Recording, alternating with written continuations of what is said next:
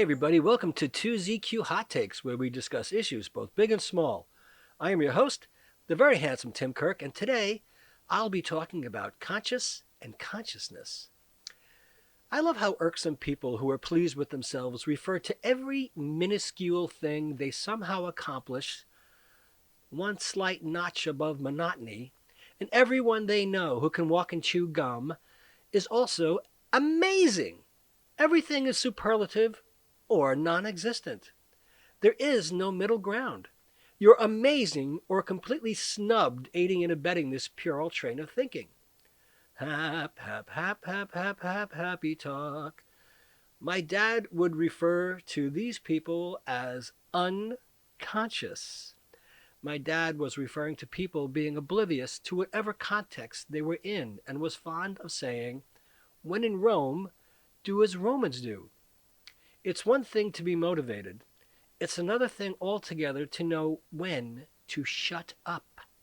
Conscious and consciousness have a very wide range of meanings, and there is a great deal of subject matter devoted to them. Biological, psychological, metaphysical, philosophical, we'll split the difference there, and many more. The essence of this podcast is to remind people to be aware of yourself and the world around you. Context. My philosophy of look where you're going, pay attention to what you're doing, say excuse me, please, thank you, and you're welcome when appropriate, and get out of the way meshes with a good deal of all of the subject matter, in my mind, of course. And I know that seems quite vulgar, but vulgarity is part and parcel of consciousness. Otherwise, we wouldn't know what it is. So, to that end, one thing that annoys me, and I am completely guilty as well, is the idea that what is fallaciously referred to as stream of consciousness as a valid method of self-expression for many individuals, particularly while drunk or stoned or high or in a chemically altered state of consciousness. I call it CREP because you can witness this nonsensical gibberish in New York City all day, every day. Also, believe me, nobody is that interesting, especially when not particularly sober. People exhibit some sort of bravado which infers confidence in thought and speech, but the execution is much less impressive in most cases. That's why we have digests of work. Go home and think about it. Write it down and look at what flowed from your mind. You are nowhere as interesting as you think you are. Nobody is. Just mull, condense it into a less difficult to follow example, story, or whatever inward retreat you have taken, and do some editing before you impose it on the rest of the world. Really, be quiet. You sound like an idiot. And all of those lone stoners and drunks who just babble no matter, at one time had an audience that became bored and apathetic to their thought processes long, long ago. Do yourself a favor. Count to 10. Think. Don't try to be funny. You're not.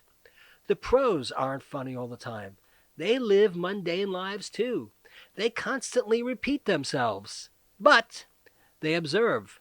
So for you, me, and almost everybody else, shh, please, you don't have it. If you did, we would all know about it. Trust me on this one. But corner boys never stop babbling.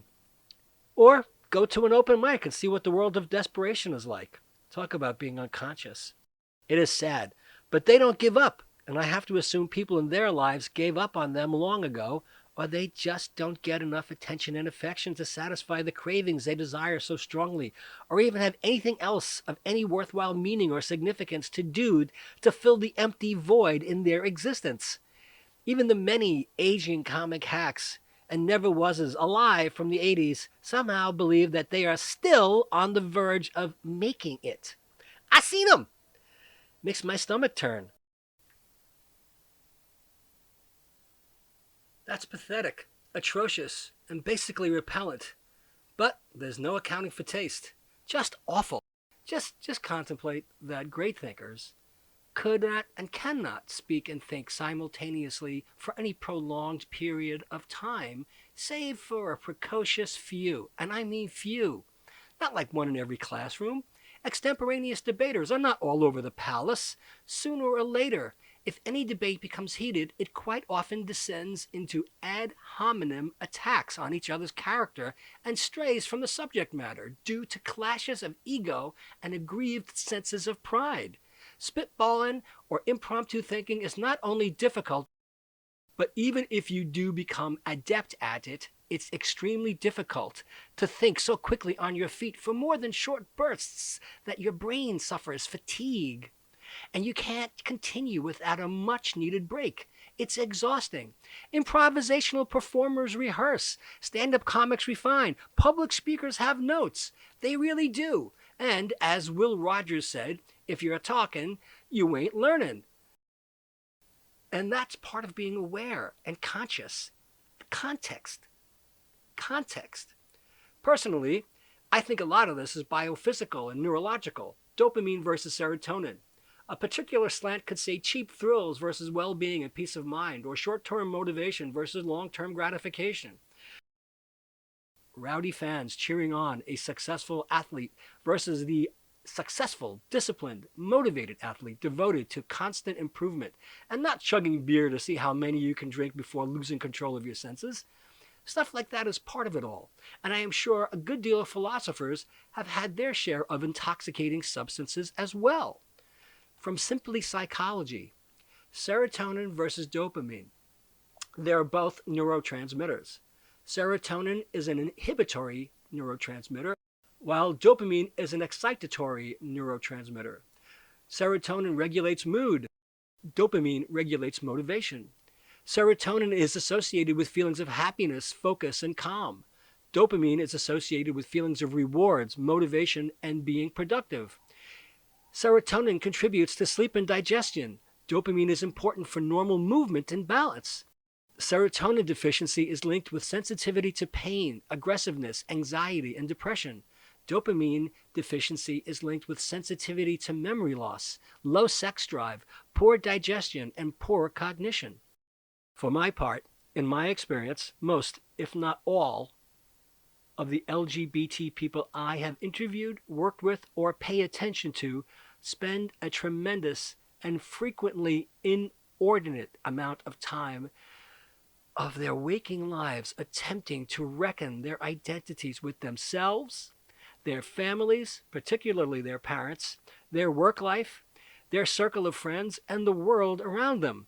It seems to be a huge drain on their minds and bodies, and I can see that whatever trauma, and boy, is it prevalent, has deeply impacted their consciousness. And quite often, they feel pain and seek some sort of quick rush of distracting pleasure, euphoria, one might say, and are quite susceptible to self-destructive behaviors. I reported a number of podcasts, namely The Crystal Crisis and What LGBT People Drink, and a little more about the substantially higher rate of substance abuse amongst the LGBT population. Gay men are more than 10 times more likely to use heroin than straight men. Can you believe that? 10 times! That alone is staggering. This has a tremendous impact on our collective consciousness. We drink more. We use crystal meth at an alarming rate. Crystal meth! Can you believe crystal meth? People are using this garbage. What an insidious waste. I personally believe that we harm ourselves because we search for the dopamine rush instead of the serotonin. That takes a lot of effort. And if you are in chronic pain, suffering abuse, feel isolated, and a host of other contributing factors, you may be caught in a trap, and whatever release or relief from the immediate environment and your own body's limitations may be the only relief you are able to pursue and obtain. So I am grateful for not only the acceptance and embrace I have received, but also that we have the Trevor Project and many more orgs to help youth and adults in dire need. Our younger community members commit suicide or have suicidal thoughts at alarming levels compared to the straight world. We are all valuable people whose lives are worth living. So, here we go. From Wikipedia, consciousness, not to be confused with conscientiousness or conscience. Representation of consciousness from the 17th century from Robert Flood, an English physician. Consciousness, at its simplest, is the sentience or awareness of internal and external existence. Despite millennia of analyses, definitions, explanations, and debates by philosophers and scientists, consciousness remains puzzling and controversial, being at once the most familiar and also the most mysterious aspect of our lives. Perhaps the only widely agreed notion about the topic is the intuition that consciousness exists. Opinions differ about what exactly needs to be studied and explained as consciousness.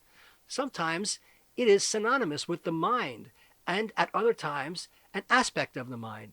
In the past, it was one's inner life, the world of introspection, of private thought, imagination, and volition. Today, it often includes any kind of cognition, experience, feeling, or perception. It may be awareness, awareness of awareness, or self-awareness, either continuously changing or not. There might be different levels or orders of consciousness, or different kinds of consciousness, or just one kind with different features. Other questions include whether only humans are conscious, all animals, or even the whole universe. I think it is. The disparate range of research, notions, and speculations raises doubts about whether the right questions are being asked. Examples of the range of descriptions, definitions, and explanations are simple wakefulness, one sense of selfhood or soul explored by looking within, being a metaphorical stream of contents, or being a mental state, mental event, or mental process of the brain, having phenomena or qualia and subjectivity, being the something that it is like, have or be it, being the inner theater or the executive control system of the mind. Western philosophers since the time of Descartes and Locke have struggled to comprehend the nature of consciousness and how it fits into a larger picture of the world. These issues remain central to both continental and analytic philosophy, in phenomenology and the philosophy of mind, respectively. Some basic questions include whether consciousness is the same kind of thing as matter, whether it may ever be possible for computing machines like computers or robots to be conscious, how consciousness relates to language, how consciousness of being relates to the world of experience, the role of the self in experience, whether individual thought is possible at all, and whether the concept is fundamentally coherent.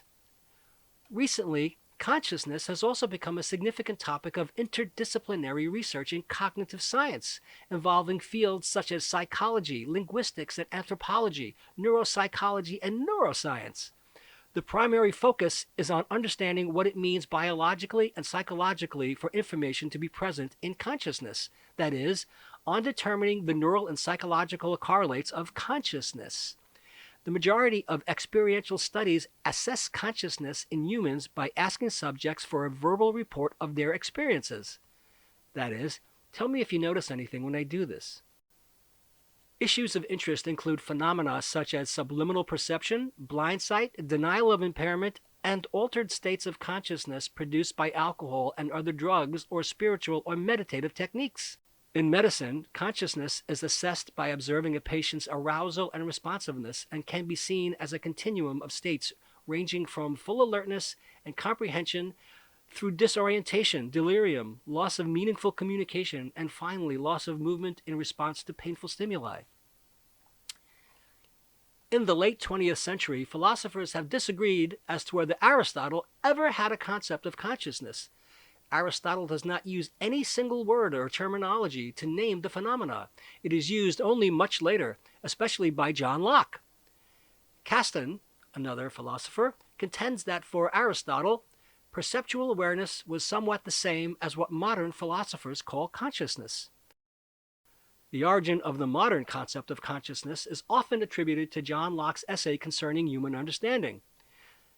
Published in 1690, Locke defined consciousness as the perception of what passes in a man's own mind.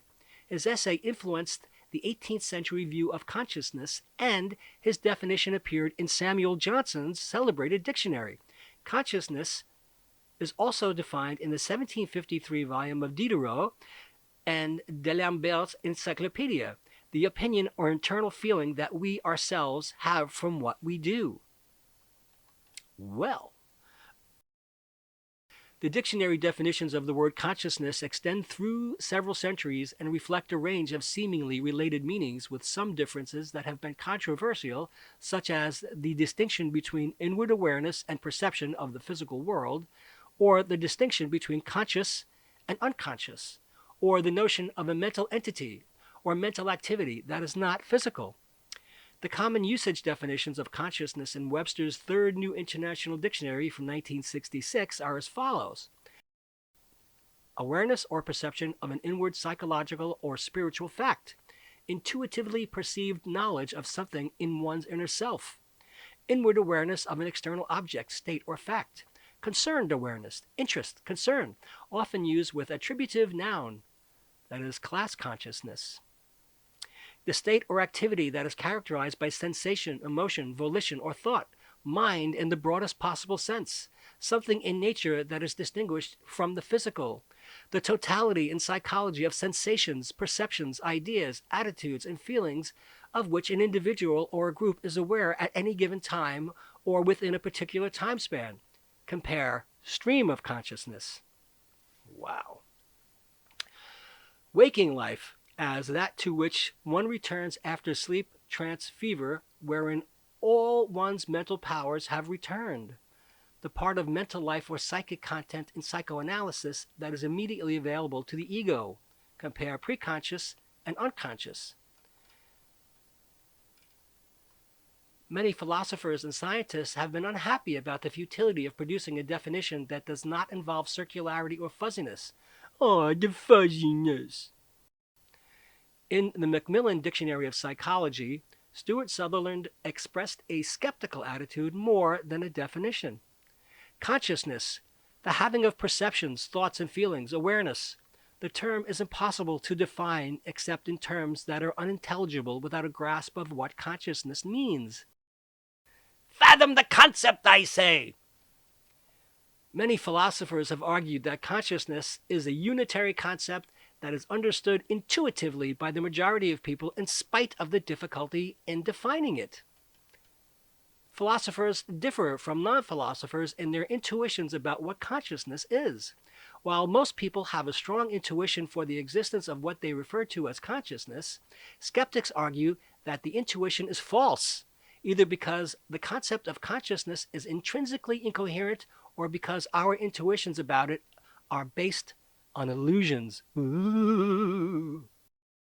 William Lycan argued in his book Consciousness and Experience that at least 8 clearly distinct types of consciousness can be identified: organism consciousness, control consciousness, consciousness of, state event consciousness, reportability, introspective consciousness, subjective consciousness, self-consciousness, and that even this list omits several more obscure forms.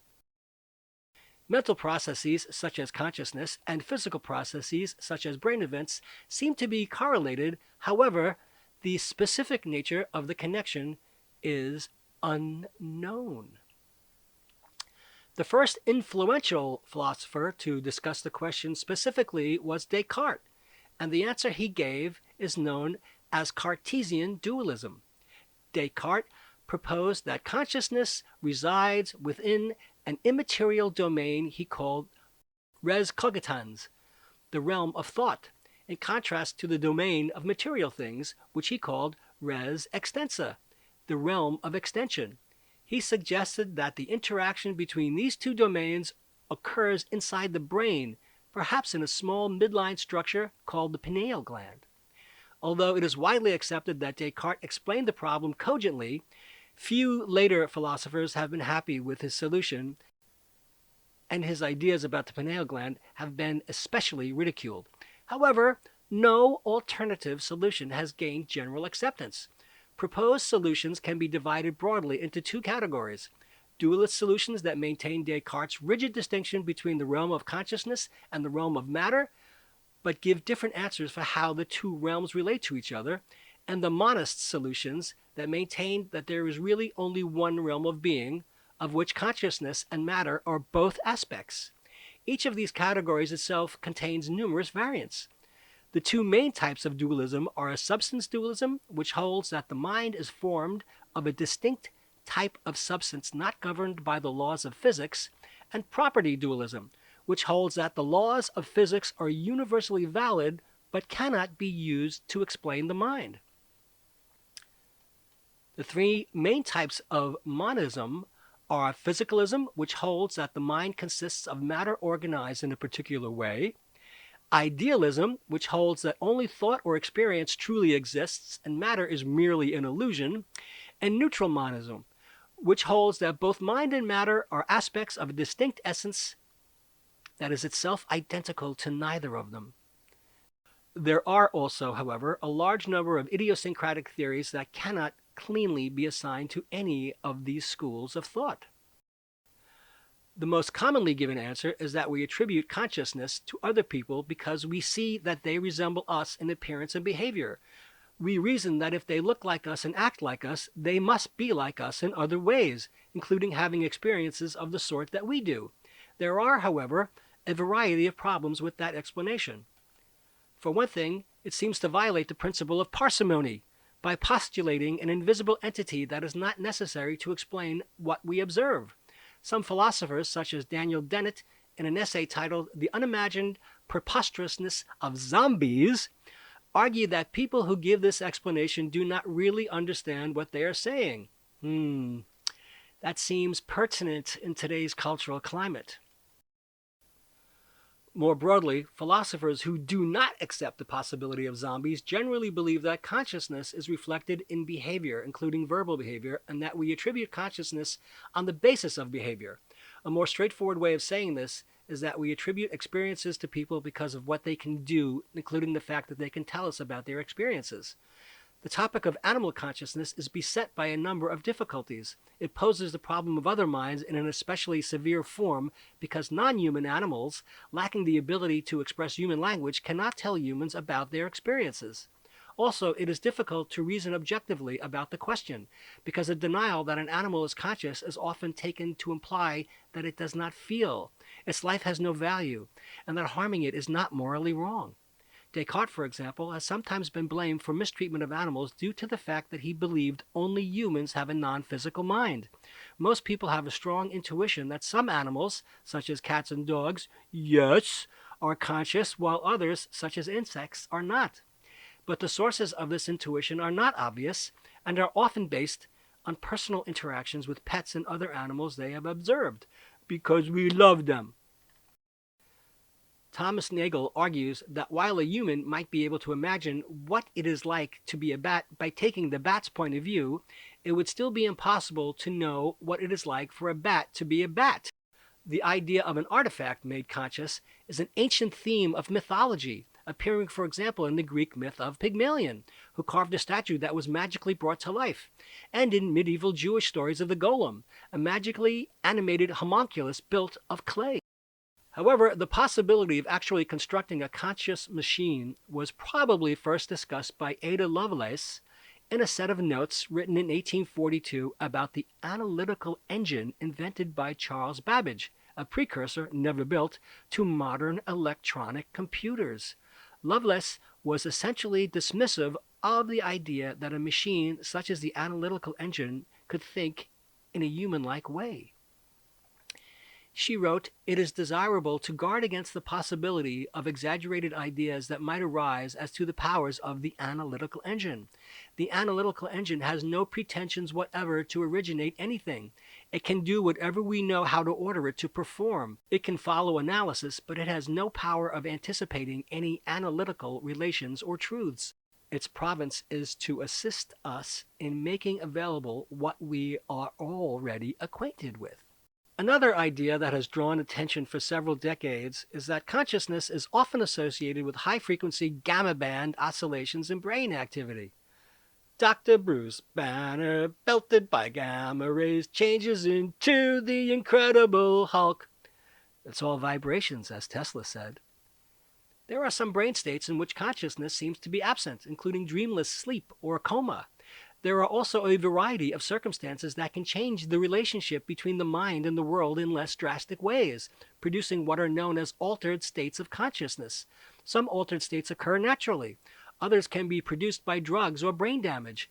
Altered states can be accompanied by changes in thinking, disturbances in the sense of time, feeling of loss of control, changes in emotional expression, alternations in body image, and changes in meaning or significance. The two most widely accepted altered states are sleep and dreaming. Although dream sleep and non-dream sleep appear very similar to an outside observer, each is associated with a distinct pattern of brain activity. Immanuel Kant asserted that the world as we perceive it is organized according to a set of fundamental intuitions which include object.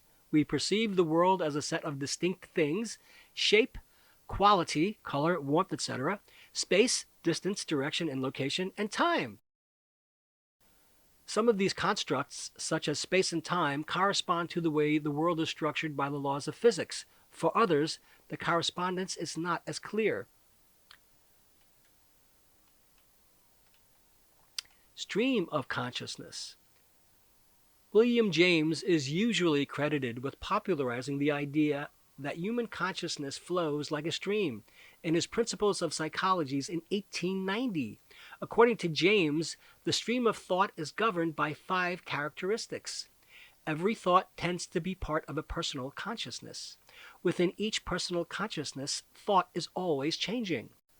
Within each personal consciousness, thought is sensibly continuous. It always appears to deal with objects independent of itself. It is interested in some parts of these objects to the exclusion of others. It is not a type of stand-up comedy. A similar concept appears in Buddhist philosophy, expressed by the Sanskrit term Sita Samtana, which is usually translated as mind stream or mental continuum. Buddhist teachings describe that consciousness manifests moment to moment as sense impressions and mental phenomena that are continuously changing. The purpose of the Buddhist practice of mindfulness is to understand the inherent nature of the consciousness and its characteristics. In the West, the primary impact of the idea has been on literature rather than science. Stream of consciousness as a narrative mode means writing in a way that attempts to portray the moment-to-moment thoughts and experiences of a character. The technique perhaps had its beginning in the monologues of Shakespeare's plays and reached its fullest development in the novels of James Joyce and Virginia Woolf, although it has been used by many other noted writers. To most philosophers, the word consciousness connotes the relationship between the mind and the world. To writers on spiritual or religious topics, it frequently connotes the relationship between mind and God, or the relationship between the mind and deeper truths that are thought to be more fundamental than the physical world. The mystical psychiatrist Richard Maurice Bucke, author of the 1901 book Cosmic Consciousness, A Study in the Evolution of the Human Mind, distinguished between 3 types of consciousness: simple consciousness, awareness of the body, possessed by many animals; self-consciousness, awareness of being aware, possessed only by humans; and cosmic consciousness, awareness of the life and order of the universe, possessed only by humans who are enlightened. Many more examples could be given, such as the various levels of spiritual consciousness presented by Prem Saran Satsangi and Stuart Hameroff. Another thorough account of the spiritual approach is Ken Wilber's 1977 book, The Spectrum of Consciousness, a comparison of Western and Eastern ways of thinking about the mind. Wilber described consciousness as a spectrum with ordinary awareness at one end and more profound types of awareness at higher levels. Well, hey! Hoi! Phew! Put that in your pipe and smoke it. Thanks for listening. See you next time. And as the kiddies say, peace out.